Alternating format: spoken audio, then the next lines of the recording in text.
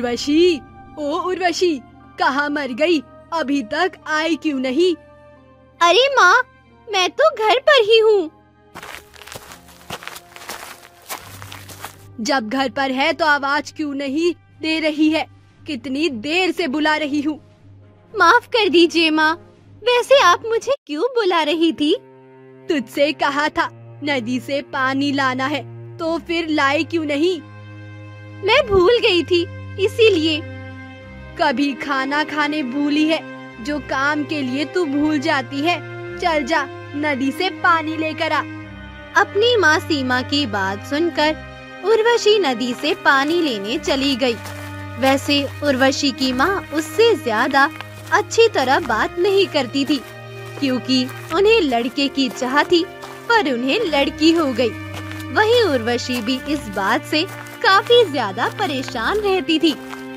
पता नहीं माँ मुझसे ऐसा व्यवहार क्यों करती है। हे भगवान, आपने मुझे लड़की क्यों बनाया? इसके बाद उर्वशी नदी पर आई और पानी भरकर घर आ गई। माँ, मैं पानी ले आई हूँ। अच्छी बात है, रख दे और खाने की तैयारी कर ले।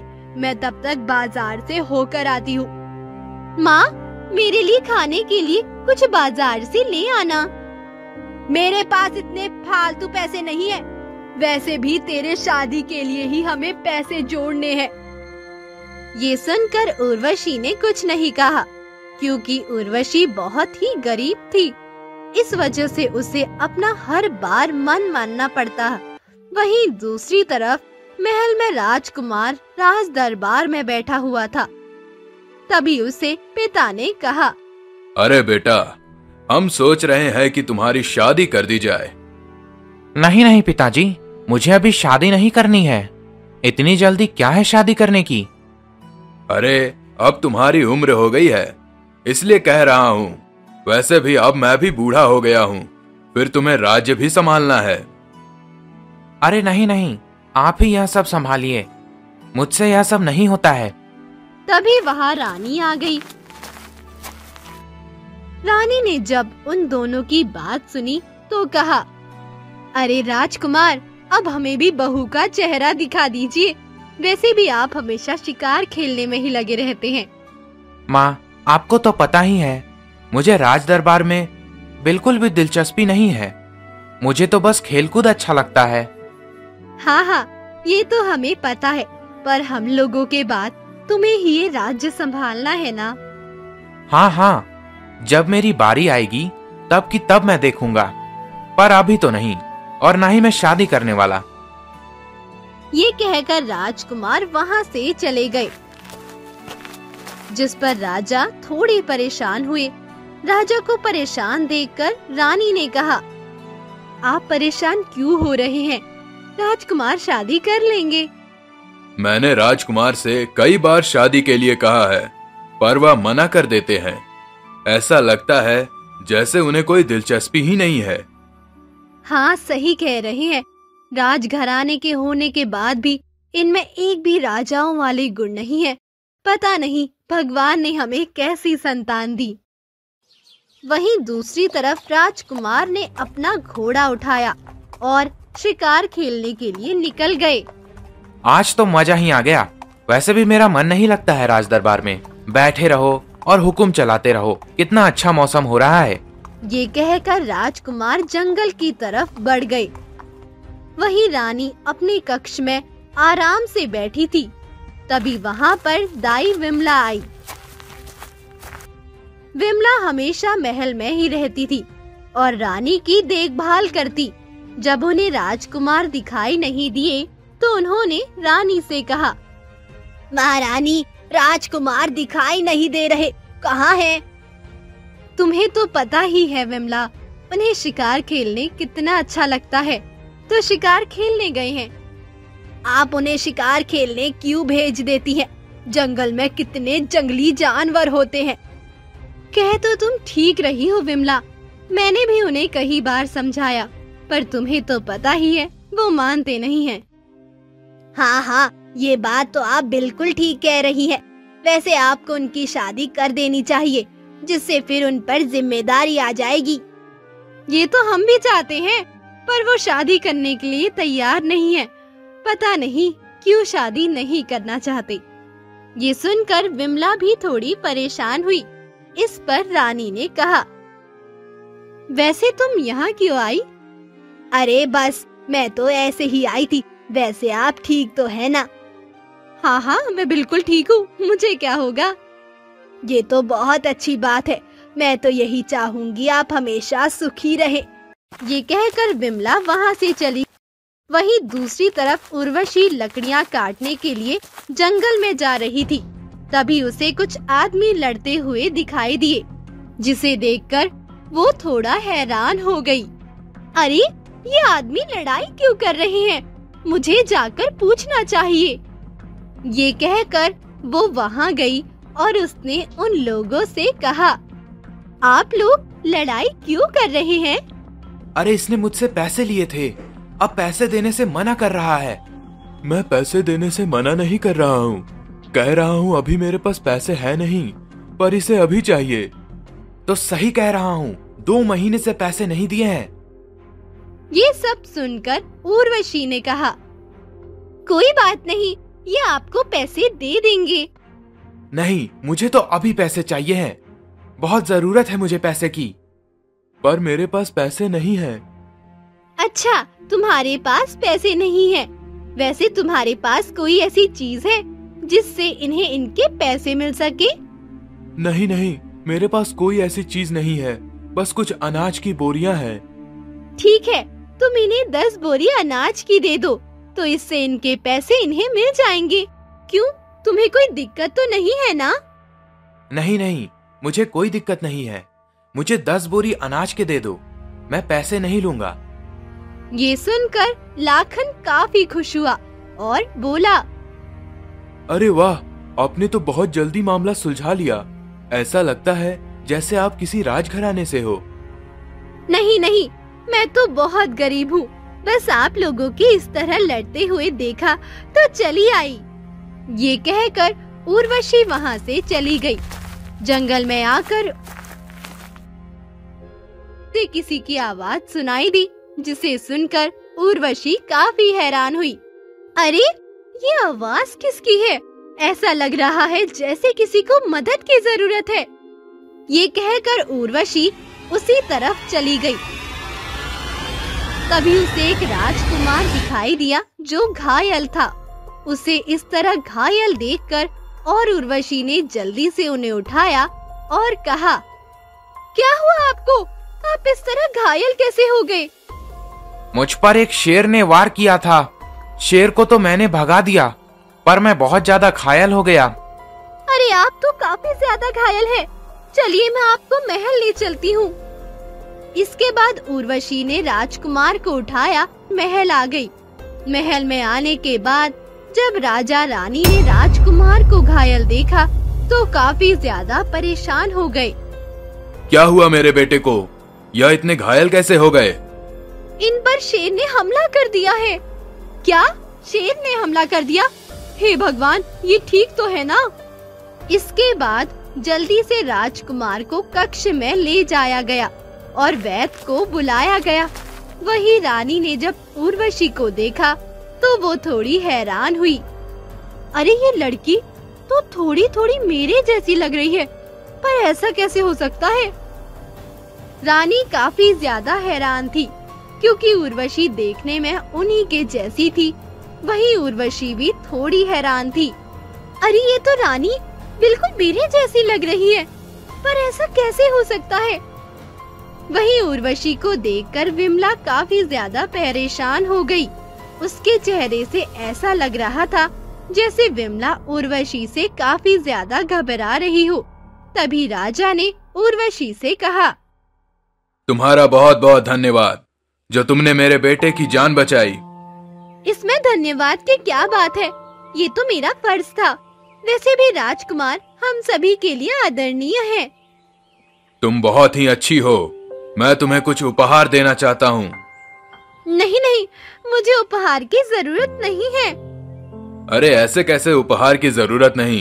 ये कहकर राजा ने उर्वशी को 50 स्वर्ण मुद्राएं दी, जिन्हें देखकर उर्वशी काफी ज्यादा खुश हुई।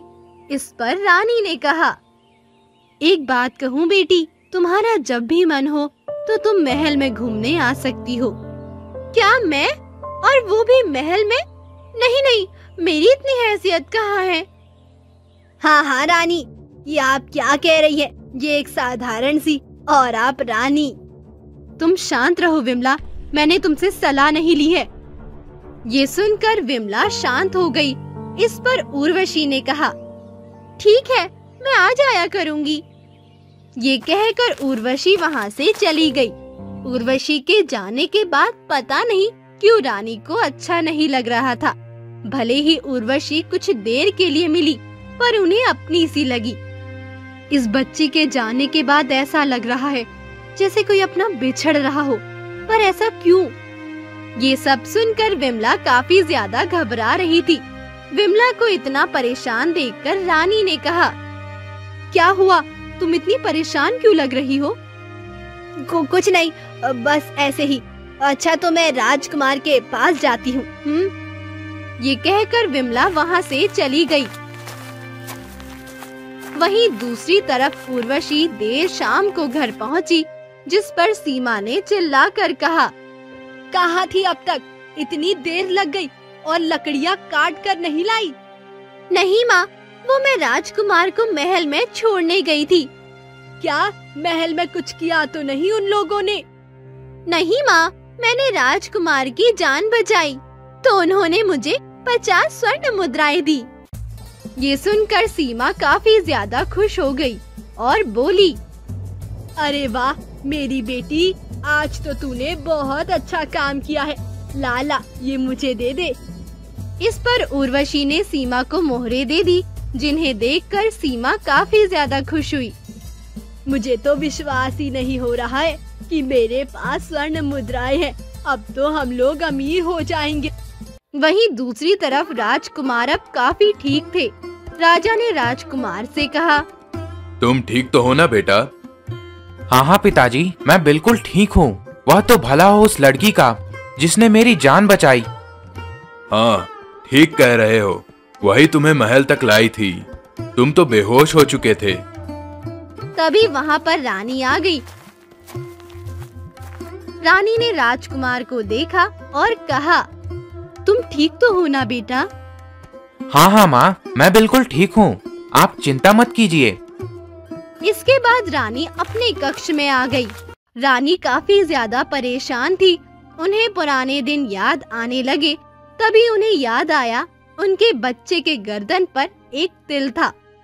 अरे, मैंने तो कभी ध्यान ही नहीं दिया। मैं कल ही पूछूंगी राजकुमार से इस बारे में। वहीं दूसरी तरफ कमला भी काफी ज्यादा परेशान थी। हे भगवान, ये क्या हो गया?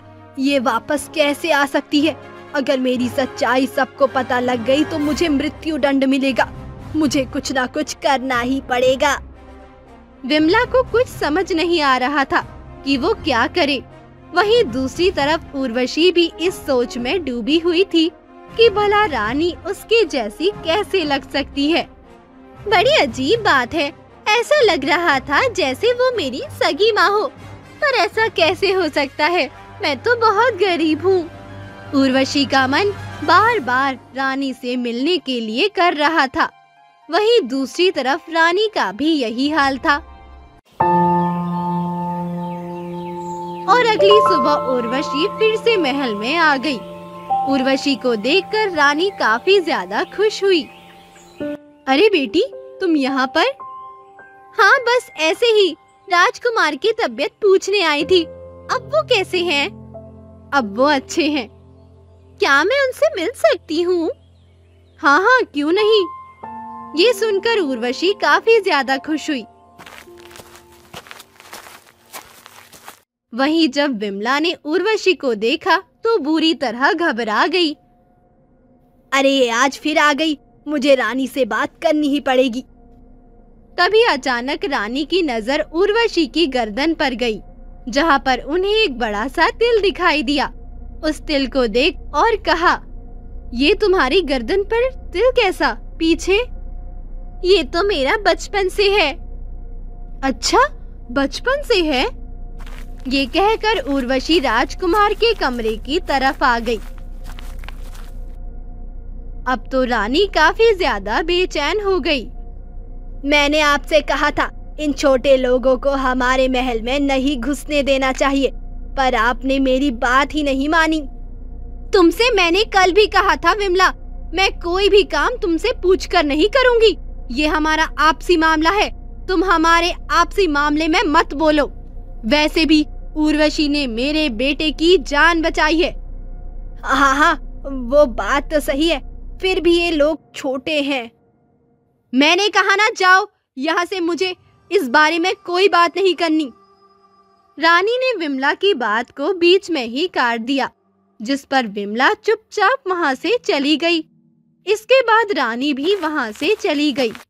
वहीं उर्वशी राजकुमार के कमरे में आई और बोली, अब आपकी तबीयत कैसी है राजकुमार? हाँ हाँ, मैं बिल्कुल ठीक हूँ, तुम्हारा बहुत बहुत धन्यवाद। इसमें धन्यवाद की क्या बात है, वैसे भी आपके पिताजी ने मुझे कल उपहार दिया था। यह तो बहुत अच्छी बात है। तभी वहाँ रानी आ गई और रानी ने राजकुमार से कहा, राजकुमार जी, मुझे आपसे एक बात पूछनी है। हाँ हाँ, बताइए माँ, क्या पूछना है? क्या आपकी गर्दन पर कोई तिल है? क्या मेरी गर्दन पर? नहीं तो, मेरी गर्दन पर कोई तिल नहीं है। ये सुनकर रानी काफी ज्यादा हैरान हो गई और रानी ने खुद राजकुमार के गर्दन पर देखा तो वहाँ कोई तिल नहीं था। अब तो रानी का भी दिमाग घूम गया। ये कैसे हो सकता है? आपकी गर्दन पर कोई तिल क्यों नहीं है? यह आप कैसी बात कर रही हैं माँ? रानी काफी ज्यादा परेशान हुई और वहाँ से चली गई। रानी को इस तरह परेशान देखकर राजकुमार ने कहा, माँ को एकदम क्या हो गया? मुझे नहीं पता। वहीं दूसरी तरफ राजा दरबार में बैठे हुए थे। तभी रानी वहाँ आई और बोली, मुझे आपसे एक जरूरी बात करनी है। अभी आप जाइए, अभी मैं काम कर रहा हूँ, कुछ देर के बाद बात करूँगा। नहीं, मुझे आपसे अभी जरूरी बात करनी है। ये सुनकर राजा भी काफी हैरान हुए कि आखिर रानी को ऐसी क्या बात करनी है, और राजा ने रानी से कहा, हाँ बताइए, क्या बात है? राजकुमार हमारे असली बेटे नहीं हैं। यह तुम क्या कह रही हो? आखिर इतने सालों बाद यह सवाल? मैं सच कह रही हूँ। मुझे याद है, मेरे बच्चे की गर्दन पर तिल था और वो बहुत ही सुंदर था। राजकुमार हमारे असली बच्चे नहीं है। हमारे असली बच्ची वो उर्वशी है। यह तुम क्या कह रही हो? तुम्हें कोई भ्रम हुआ है। तुमने उन्हें बचपन से पाला है। हाँ, मैंने उन्हें बचपन से पाला है, पर मेरे बच्चों को बदल दिया गया था। क्या बदल दिया गया था? पर ऐसा कौन कर सकता है? तुम्हें किसी पर शक है? तभी रानी को याद आया, जब उनके बच्चे पैदा हुए थे तो विमला वहीं पर थी। उन्होंने कहा, विमला वहीं थी, हमें विमला से बात करनी चाहिए। वहीं विमला को जब ये बात पता लगी तो वो महल छोड़कर जाने लगी।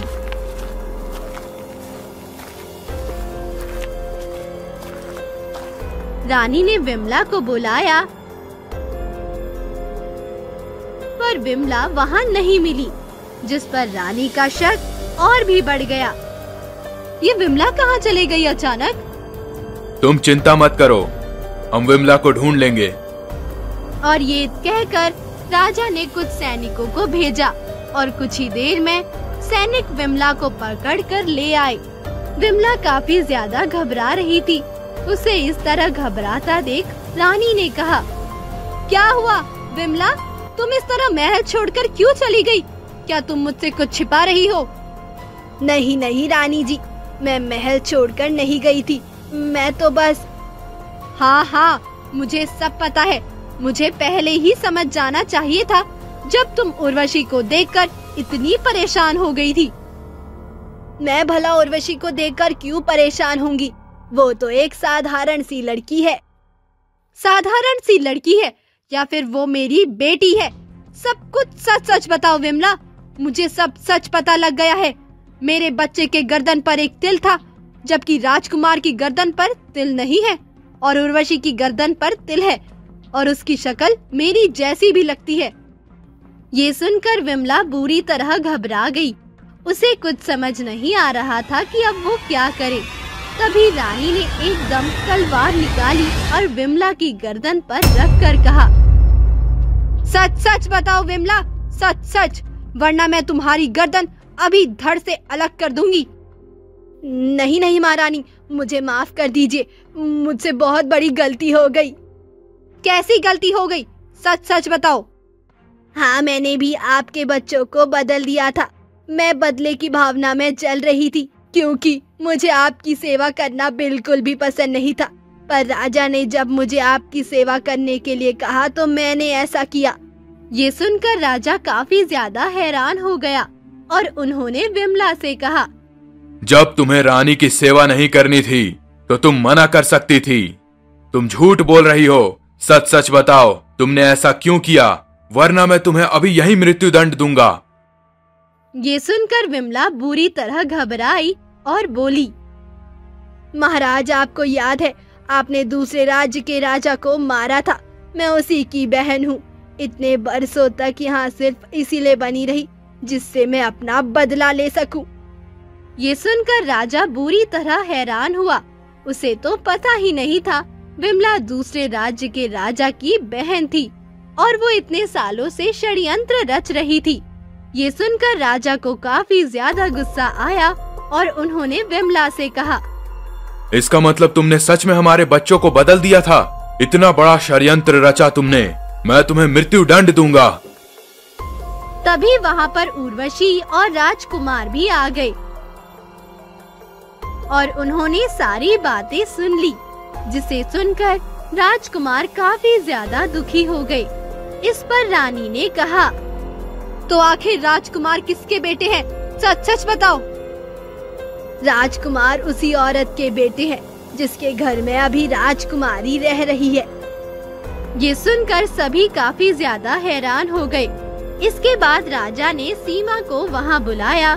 सीमा महल में आई तो काफी ज्यादा हैरान हुई। उसे लग रहा था उर्वशी ने कुछ कर दिया और उसने हाथ जोड़कर कहा, महाराज, क्या हो गया है? आपने हमें यहाँ क्यों बुलाया? क्या मेरी बेटी से कोई गलती हुई? नहीं नहीं, तुमसे कोई गलती नहीं हुई, गलती तो हमसे हुई। इसके बाद राजा ने सीमा को सारी बात बताई, जिसे सुनकर सीमा भी बुरी तरह हैरान हुई और बोली, ये आप क्या कर रहे हैं राजकुमार? मेरे बेटे, मुझे माफ कर दीजिए। राजकुमारी, जो मैंने आपके साथ इतने सालों तक बुरा बर्ताव किया। कोई बात नहीं माँ, आप मेरी हमेशा माँ ही रहेंगी। वही अब रानी काफी ज्यादा खुश थी कि उन्हें उनकी बेटी मिल चुकी थी, पर राजकुमार दुखी थे। इस पर रानी ने कहा, सीमा, मैं चाहती हूँ राजकुमार हमारे साथ ही रहे, क्योंकि मैंने बचपन से राजकुमार को पाला है और मैं उनके बिना नहीं रह सकती हूँ। पर मैं भला अकेली कैसे रहूंगी? मुझे पता है तुमने उर्वशी को अपनी बेटी की तरह पाला है, इसीलिए आज से तुम भी हमारे साथ इसी महल में रहोगी। ये सुनकर सीमा काफी ज्यादा खुश हुई। इसके बाद राजा ने विमला से कहा, तुमने जो कुछ भी किया उसकी सजा सिर्फ मृत्यु दंड ही है और तुम्हें मृत्यु दंड ही दिया जाएगा। ले जाओ इसे यहाँ से और कारावास में डाल देना। एक गांव में नदी किनारे दो बहनें रहती थीं। बड़ी बहन कमला का पति कुछ समय से बीमार रह रहा था, इसलिए वो रोज छोटी बहन माया के घर काम करने जाती थी। माया की शादी एक अमीर व्यापारी से हुई थी। वह बहुत कंजूस और लालची थी। सुबह के समय कमला जल्दी जल्दी अपने घर का काम निपटा के अपनी छोटी बहन माया के घर की ओर निकलती है। अरे दीदी, आज फिर तुमको देर हो गई।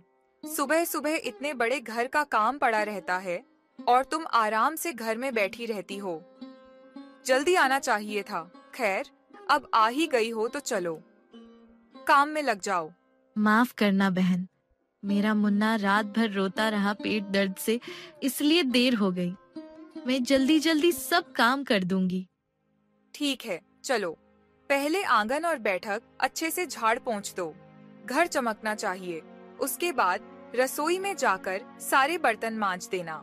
और हाँ, काम ठीक से होना चाहिए। कमला तुरंत काम पर लग जाती है। सबसे पहले माया के घर का आंगन बैठक और सारे कमरों में झाड़ू पोछा करती है। वह एक एक कोना साफ करती है। फिर बर्तन मांजने बैठ जाती है। उधर माया आराम से बैठकर चाय पीती है। अच्छा सुनो, सारे काम तो तुमने कर ही दिए हैं। अब ये ध्यान रखा है, इसमें से अच्छे अच्छे चावल चुनकर साफ कर दो। टूटा फूटा चावल और कचरा अलग कर देना। मेरे घर में सिर्फ बढ़िया चावल पकते हैं, समझी? और फिर जल्दी से रसोई में जाकर दोपहर का खाना बना देना। कमला चुपचाप बैठकर चावल साफ करती है। फिर रसोई में जाकर खाना बनाने लगती है। वो अपने मन में सोच रही होती है कि माया ने कहा था कि वो पैसे तो नहीं देगी, पर रोज के काम के बदले अनाज देगी। कमला सोच रही थी इन चावलों में से उसे भी थोड़ा मिलेगा। माया, जैसा तुमने कहा था, मैंने अच्छे चावल और टूटे हुए कंकड़ वाले चावल दोनों अलग अलग कर दिए हैं। तुम देख लो। सारे काम निपटाने के बाद कमला घर जाने लगती है। माया उसे रोकती है। रुको दीदी, ये लो, ये टूटे हुए चावल है। मेरे घर में इसे तो कोई खाता नहीं है, इसलिए तुम ही ले जाओ। तुम्हारे घर में तो ये आराम से सब खा लेंगे। माया टूटा फूटा टुकड़ों वाला थोड़ा सा चावल थैली में डालकर कमला को थमा देती है। कमला ने बिना कुछ कहे चावल लिया और घर की ओर चल पड़ी। आंखों में आंसू थे, मगर होठों पर एक भी शिकायत का शब्द नहीं आया, क्योंकि उसे पता था उसकी मजबूरी और गरीबी में ये चावल भी उसके लिए कीमती है। कमला घर जाकर वही चावल बनाकर अपने पति और बच्चे को खिलाती है। अगली सुबह फिर वही सिलसिला शुरू हुआ। सुबह के समय कमला दरवाजे पर दस्तक देती है। अरे दीदी, आज तो जल्दी आ गईं। अच्छा हुआ। सुनो, आज मुझे मछली खाने का बहुत मन है। तुम जल्दी से झाड़ू पोछा कर लो, बर्तन मांज लो और फिर रसोई में जाकर मछली बना देना। लेकिन हाँ, मसाला अच्छे से पीसना। मछली एकदम स्वादिष्ट होनी चाहिए। मेरे पति को मजेदार खाना चाहिए। ठीक है बहन, जैसा तुम कहो, मैं जल्दी से काम निपटाकर मछली बना देती हूँ। कमला चुपचाप झाड़ू पोछा करने लगी, फिर बर्तन मांजे और आखिर में बैठकर मछली पकाने लगी। वो आज भी मन ही मन सोच रही है, उसके बेटे मुन्ना को ये मछली बहुत पसंद है। कमला मसाले कूटती है, प्याज लहसुन छौंकती है, फिर मछली तलकर बड़ी मेहनत से ढेर सारी स्वादिष्ट करी बनाती है। घर महक उठता है। माया आकर देखती है। वाह, आज तो बहुत अच्छी खुशबू आ रही है। चलो, खाना बढ़िया बना है आज तो। उनको मजा आ जाएगा। तुमने तो आज बहुत मेहनत कर दी। माया और उसका पति आराम से बैठकर मछली खाते हैं। कमला की आंखों में एक आस झलक रही थी कि शायद आज उसे भी माया थोड़ी सी मछली देगी उसके बेटे के लिए। शाम के वक्त कमला अपना काम पूरा करके घर जाने लगती है। रुको दीदी, आज तुम्हारे लिए भी कुछ है। ये लो, कल रात का बचा हुआ चावल और सब्जी पड़ी थी। तुम ये अपने घर ले जाकर गरम करके खा लेना। कमला ने बिना कोई शिकायत किए बासी चावल और गली हुई सब्जी की थैली उठाई और अपने घर की ओर चल पड़ी। दिन पर दिन ऐसे ही गुजरते गए। कमला हर सुबह माया के घर काम करने जाती और लौटते वक्त माया कुछ न कुछ बासी या खराब खाना उसे देकर भेजती। सुनो दीदी, कल तुम जरा सुबह सुबह जल्दी आ जाना।